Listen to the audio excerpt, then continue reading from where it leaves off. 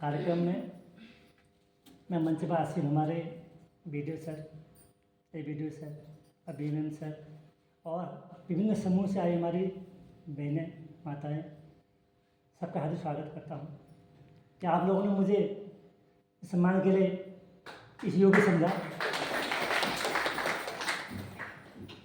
मैं विगत 2004 को खटीमा से पहली बार आया था यहाँ में। मैंने सर्वे किया था क्योंकि मेरा लाइन उस समय मैं जो है 97 पहली जॉब थी मेरी हिल्टन में। 2 नवंबर 97 को पहला मैंने इंस्टीट्यूट खोला हिल्टन हल्द्वानी में, ओपनिंग की थी मैंने। उसके बाद 2001 तक मैं हिल्टन में जुड़ा रहा। उसी बीच में कई लोगों से मैं संपर्क रहा, मेरा विभाग हो, तो मैंने सोचा कि इंस्टीट्यूट यहाँ से मैं अगर एनजीओ खोल लूँ तो और अच्छा बेहतर काम कर सकूँ। तो मैंने सन 2000 में जागतिक सेवा संस्थान से एनजीओ रजिस्टर कर दी। उसी में कंप्यूटर इंस्टीट्यूट चलाया। हिल्टन को छोड़ दिया मैंने, अपना इंस्टीट्यूट खोला। धीरे करके 2003 तक मैं हल्द्वानी रहा। 2002-03 में मैं फिर खटीमा आ गया। खटीमा में नया शहर था, जानता क्योंकि मेरी मिसेज जो है राजकीय आश्रम पद्धति ATS में टीचर है। इनके पहले अपॉइंटमेंट थी यहाँ ATS खटीमा में, तो मैं इनको छोड़ गया यहाँ, तुम जॉब करो अपना। पहली ज्वाइनिंग थी उनकी, वो इंग्लिश की लेक्चरर है यहाँ पर। तो उसके बाद उन्होंने कहा कि मैं अकेले रहूँगी, तुम भी आओ यहाँ। लोगों ने कहा खटीमा तो ऐसा इलाका है, वहाँ तो डर लगती है, वहाँ बच्चों अकेले। बच्चा मेरा 4 महीने का था। मैंने कहा अकेले बच्चा मत छोड़ना, मेरे को काम रख गया था।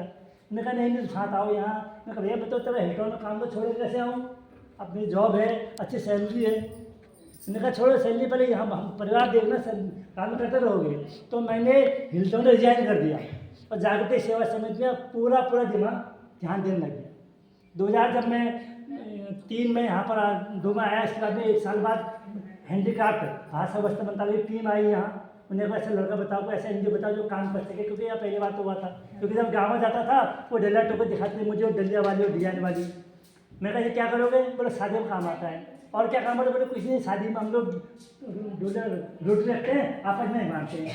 तो मैंने सोचा क्यों नहीं इस काम को आगे बढ़ाया जाए। तो मिनिस्ट्री फोन किया मैंने, वस्त्र मंत्रालय, वहाँ टीम आई, देखा यार वस्त्र में काम करो, क्या करते हैं, कैसे आगे बढ़ा सकते हैं। मैंने कहा सर हमको जो है भागे डिजाइनर चाहिए जो इस घास को नए डिजाइन से नए मॉडर्न आइटम किया।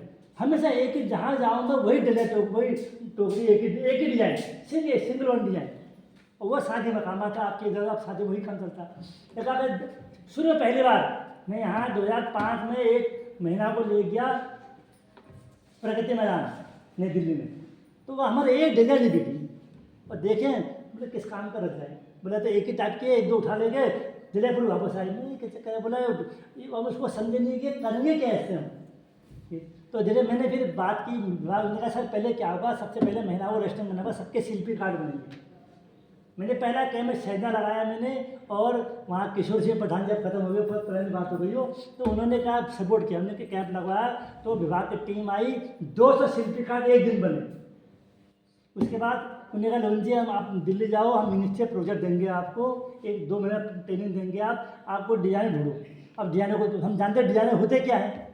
दिल्ली गया, पूछा बिहार का कोई डिजाइनर मिला मुझे, कहाँ से डिजाइनर, बिहार से मिला।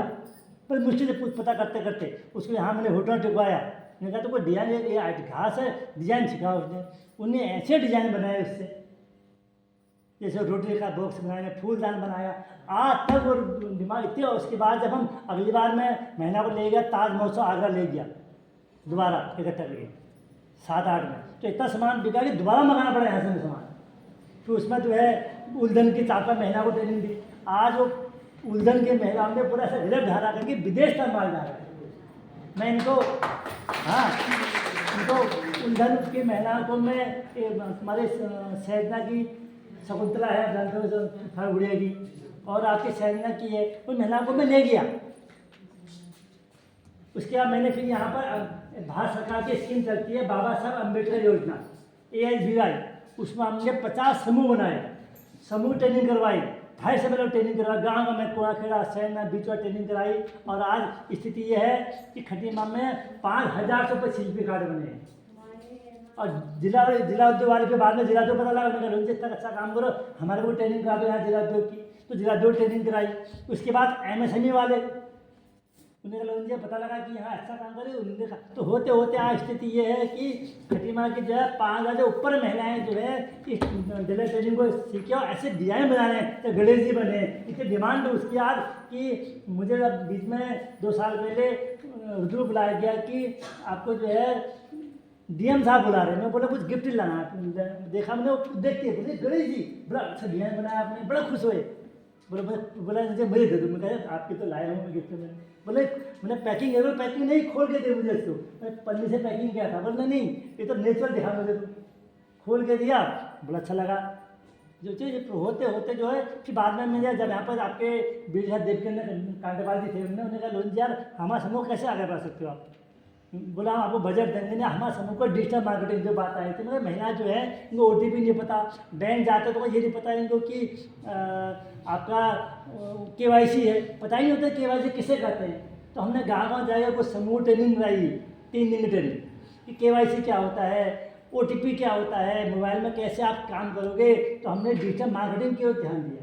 तो हमने कई गाँव में समूह को ट्रेनिंग किया, मतलब कोई पैसे मैंने वीडियो हमें ब्लॉग्स को पहननी चाहिए, हमें लिख के दे दीजिए, ब्रिटिश लिख के लेटर बनाए लेंगे कि आप हमारे सभी समूह को जो है डिजिटल मार्केटिंग में सपोर्ट कीजिए, हम कोई बजट अलॉट नहीं कर पाएंगे, आप अपने NGO की तरफ से कीजिए। तो हमने जगह प्रोग्राम कराए, कई महिलाएं आज जो है जानती कि कैसे काम होता है। तो धीरे धीरे करके हमने इस काम को आगे बढ़ाया और उसके बाद आज स्थिति है कि हर समूह में जितना हो सकता है मैं इसके अंदर कई प्रोग्राम आए, जबकि देखा आपने जो उत्तराखंड में ट्रेड फेयर पहली बार शायद खटीमा में आए, वहाँ तक कभी कोई बड़ा ट्रेड फेयर खटीमा नहीं लगा। इस साल में जो है उत्तराखंड ट्रेड फेयर जिनमें 17 महिलाओं को दुकान लगाई, इनको 5,000 रुपये जो है 1,000 पर डे दिया, ऑनलाइन खाते में आएगा उनके।